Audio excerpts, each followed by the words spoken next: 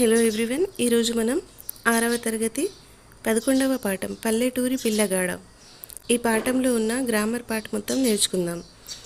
So ఇందులో మొదటగా ఈ పల్లెటూరి పిల్లగాడ ఈ లెసన్ని ఎవరు రచించారు అంటే సుద్దాల హనుమంతరావు గారు ఈ పల్లెటూరి పిల్లగాడ లెసన్ యొక్క రచయిత.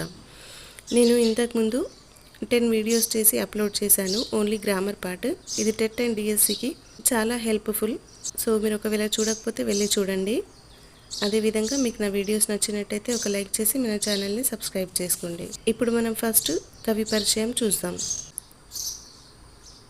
సుద్దాల హనుమంతరావు ఈయన యాదాద్రి భువనగిరి జిల్లా పాలడుగు గ్రామంలో జన్మించారు. సుద్దాల హనుమంతు 2వ ఫారం వరకు చదువుకున్నారు.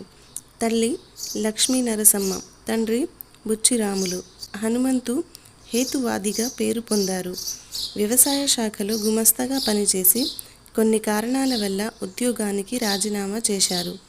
కళాకారుడైన హనుమంతు అనేక చైతన్య గీతాలు, బుర్ర కథలు, గొల్లసుద్దులు, పిట్టల దొర, యక్షగానం మొదలైన కళారూపాల ద్వారా ప్రజలను చైతన్యవంతులు చేశారు. సరళమైన పదాలతో అందరికీ అర్థమయ్యే విధంగా ఇతని రచనలు ఉంటాయి. సుద్దాల హనుమంతరావు గురించి కవి పరిచయం మనకి టెక్స్ట్ బుక్లో ఇచ్చారు. 5th బిట్ చూద్దాం. ఇక్కడ కింది వాక్యాల్లోని గీత గీసిన పదాలకు అర్థాలను రాయండి. సో ఇక్కడ గీత గీశారు కదా, దానికి మనం అర్థం రాయాలి. మా అన్నయ్య బాగా చదివి సర్కారు కొలువు సంపాదించాడు. కొలువుకి మీనింగ్ ఏంటి? ఉద్యోగం. కొలువుకి మీనింగ్ రాయమన్నారు. సో కొలువు అంటే ఉద్యోగం. పెందలాడే లేచి వ్యాయామం చేస్తే ఆరోగ్యం బాగుంటుంది. పెందలాడే అంటే పొద్దు పొడవక ముందు, అంటే మార్నింగ్ టైం అన్నట్టు. పొందలాడే అంటే పొద్దు పొడవక ముందు. మా ఊరి పక్కనే ఏరు పారుతుంది. మా ఊరి పక్కనే ఏరు పారుతుంది. సో ఏరుకి మీనింగ్ రాయాలి. ఏరు అంటే ఏంటి? నది. నీ ముఖం ఏంటి అట్లా వెలవెలబోయింది? ఏదైనా బాధ ఉందా?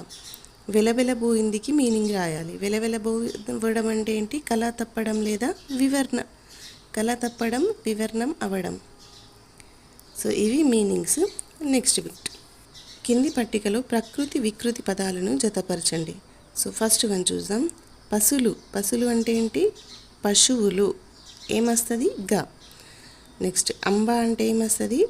అమ్మ. సో ఏమొస్తుంది ఇక్కడ? ఘ. అటవి అంటే ఏంటి? అడవి. సో ఏ ఆప్షన్ వస్తుంది ఇక్కడ? కా. గాసం అంటే ఏంటి? గ్రాసం. సో ఏ ఆప్షన్ వస్తుంది ఇక్కడ? ఖ. పశువులు అంటే పశువులు, అంబ అంటే అమ్మ, అటవి అంటే అడవి, గాసం అంటే గ్రాసం. ఇవి ప్రకృతి వికృతులు. కింది పదాలను విడదీసి రాయండి. సో కింది పదాలను విడదీసి రాయండి. ఇక్కడ మనం విడదీసి రాయాలన్నట్టు. సో ఫస్ట్ వన్ ఒకటి వాళ్ళు చేశారు, నెక్స్ట్ది మనం చేయాలి. ఫస్ట్ వన్ ఏంటి? నాయనమ్మ. నాయన ప్లస్ అమ్మ ఏమవుతుంది? నాయనమ్మ. నిజాశ్రమంబు. నిజ ప్లస్ ఆశ్రమంబు. పోయితివయ్య. పోయితివి ప్లస్ అయ్య. నిజము హింప. నిజము ప్లస్ ఊహింప. వలయమందు. వలయము ప్లస్ అందు. ముఖారవిందం. ముఖ ప్లస్ అరవిందం. ఇక్కడ పదాలు విడదీసి ఉన్నాయి, దాన్ని మనం కలిపి రాయాలి. సో ఇలా కలిపి రాయడాన్ని ఏమంటాం? సంధి అని అంటాం. నిన్ను ప్లస్ అడుగా. నిన్నడుగా. ఇడుమకు ప్లస్ ఓర్చి. ఇడుమకోర్చి. ఇప్పుడు ప్లస్ ఏమిటి? ఇప్పుడేమిటి. ఎవరు ప్లస్ ఏమనినా. ఎవ్వరేమనినా. నిమిషము ప్లస్ ఏని. నిమిషమేని. నెక్స్ట్ కింద గీత గీసిన పదాలకు విగ్రహ వాక్యాలను రాసి సమాసాలను రాయండి. సో ఇక్కడ మనకు కొన్ని వర్డ్స్ ఇచ్చారు. ఆ వర్డ్స్ని మనం ఏం రాయాలి? విగ్రహ వాక్యం రాసి, విగ్రహ వాక్యం అంటే ఏంటి? ఇక్కడ ఉన్నాయి కదా.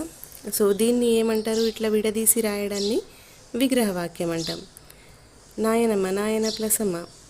సో దీన్ని ఎలా నాయనమ్మ ఉంది కదా, దీన్ని మనం విడదీసి రాయాలి. నాయన ప్లస్ అమ్మ. సో ఇలా రాయడాన్ని ఏమంటాం? విడదీసి రాయడం అంటాం. ఇలా విడదీసి రాయడాన్ని ఏమంటాం? విగ్రహ వాక్యం అంటాం. సో ఇక్కడ కలిపి రాసాం. నిన్ను ప్లస్ అడుగు. నిన్నడుగు. సో ఇలా కలిపి రాయడాన్ని ఏమంటాం? సంధి అంటాం. సో అర్థమైందా? ఇలా రాస్తే ముఖారవిందం. ముఖ ప్లస్ అరవిందం. ఇలా రాయడాన్ని ఏమంటాం? విగ్రహవాక్యం. సో నిన్ను ప్లస్ అడుగు నిన్నడుగు, నిన్ను ప్లస్ అడుగా నిన్నడుగా. సో ఇలా రాయడాన్ని ఏమంటాం? సంధి అంటాం. సో ఇవి రెండు డిఫరెన్సెస్ అన్నట్టు, ఒకటి విగ్రహవాక్యం, ఇంకొకటి సంధి. కింది పదాలకు విగ్రహవాక్యాలు రాసి సమాసమును రాయండి అంటున్నారు. సో ఫస్ట్ వన్ చూద్దాం. మనిషి జీవితంలో వెలుగు నీడల వలె కష్ట సుఖాలు వచ్చిపోతుంటాయి. వెలుగు నీడలు. సో దీన్ని మనం ఎలా రాయొచ్చు? వెలుగు ప్లస్ నీడలు. సో ఇది ఏ సమాసం అవుతుంది? ద్వంద్వ సమాసం అవుతుంది. భూమి ఆకాశాలు ఎప్పుడు కలవవు. భూమియును ఆకాశమును. సో ఇది ఏమవుతుంది? ద్వంద్వ సమాసం.